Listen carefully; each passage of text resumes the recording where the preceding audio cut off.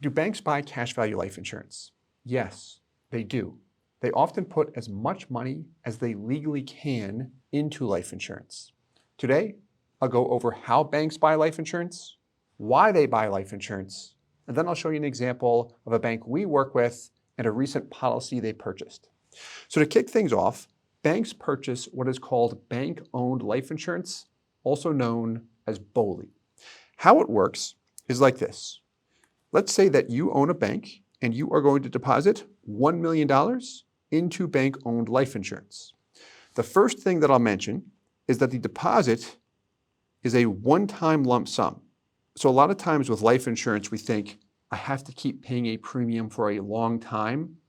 With bank-owned life insurance, that is not the case. It's just a one-time payment, and if they want to put more in, they get another policy. Now, the $1 million deposit typically does not go on one individual.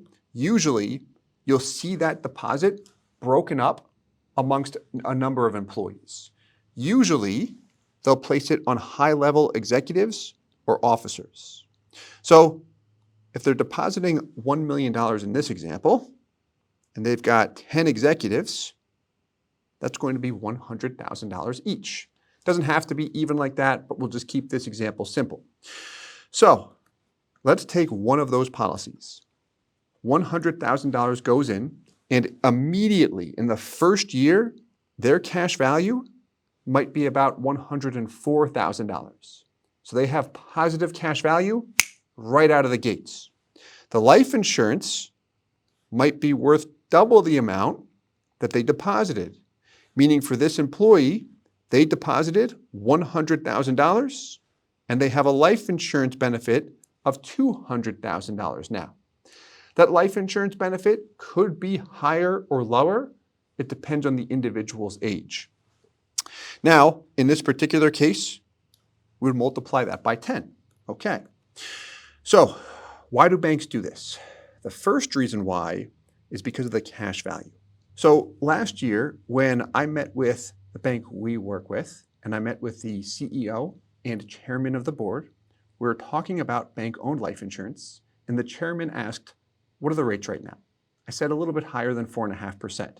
He said, okay, let's put another $5 million in. Why he said that was because of the tax benefit and also the safety of the product.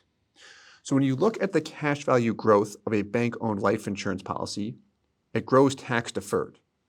It is also considered what is called a Tier 1 asset, which just means it's very, very safe capital.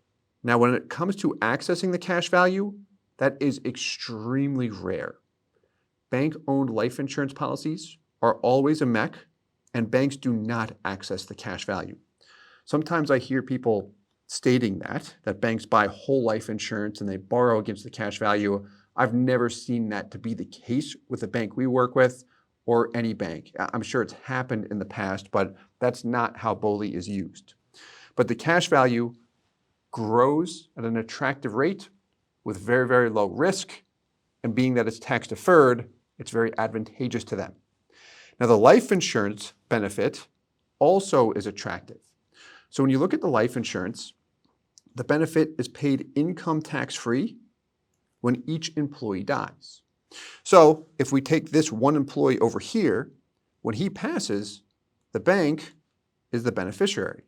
And what this does for the bank, the big benefit here, is it helps them recover costs. If you own a business, you know what I mean. There are health insurance premiums they pay, there's 401k matches, and a million other costs that the employer, the bank in this case, is paying for the employee. So if they get a lump sum of money that comes back income tax-free down the road, that helps them recover those costs and also put that money to work, which is really nice. So a question that comes up a lot is, can I do the same thing that banks do? And the answer is yes. I would say 90% yes, because we can't get the same product that banks have, but we can get a high cash value life insurance policy, and you can make it better in some ways with respect to being able to access the cash value without any taxation, because banks don't access it, whereas individuals can and typically do access it, which is nice, but that's a bit of a different topic. Let's take a look at an illustration. So here is the most recent purchase the bank we work with made last year. So the type of product is a universal life insurance policy. This is the type of product that banks purchase. Now, this is with a major mutual life insurance company. Their total BOLI holdings are spread out amongst 3 different life insurance companies. All 3 are major mutual companies. They're Mass Mutual, New York Life, and Guardian. Now, with this most recent purchase, you'll see here, we've got a composite illustration of 16 policies. So you've got the policy count over here, 16, and the total deposit is $5 million. What that means is that this $5 million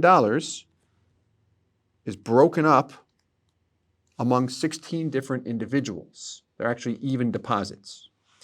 Now, the face amount column you see here represents the guaranteed death benefit, but it's always performed at a more attractive number than what we see in the guarantees.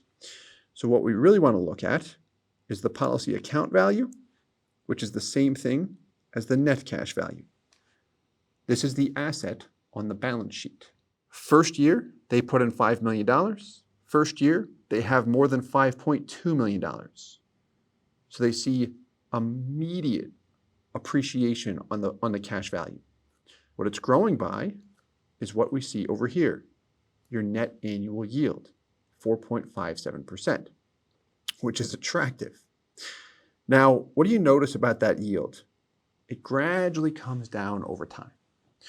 In 2019, when I first started working with this bank, I remember speaking with the CFO, and I asked him, hey, did you notice that the net annual yield gradually decreases over time? He said, yeah, I did notice that, and I couldn't figure out why. What's going on here?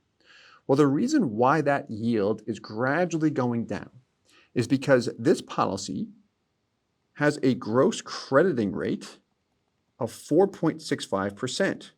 Notice I said gross crediting rate of 4.65%. So it assumes 4.65% is applied to this policy every single year. However, this is a universal life insurance policy, which means what is called the cost of insurance is not flat. Every single year, it's going to increase. So you have a flat crediting rate and an increasing insurance expense, which results in your net yield gradually coming down over time. That's why that yield is lower and lower each year. But with that said, it's still attractive in my opinion, and most importantly, in their opinion. And then lastly, you've got the death benefit to the far right, which is almost double the deposit on day one. And I will say that a number of their employees are a bit older. If they were younger, that death benefit would be $10 million or more. And it appreciates quite nicely as the years pass. And this is in addition to the other policies that they already have on their books. So to recap, do banks buy cash value life insurance? The answer is yes. They often buy as much as they can. The reasons why are 1, the cash value is a tier 1 asset on their balance sheet, meaning it is the safest capital. And then 2, it also grows tax deferred.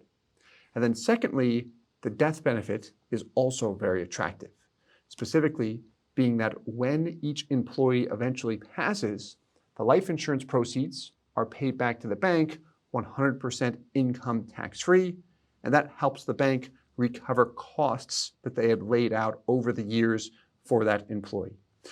I hope you enjoyed this video. Let me know your thoughts in the comments below, and as always, I hope this helps.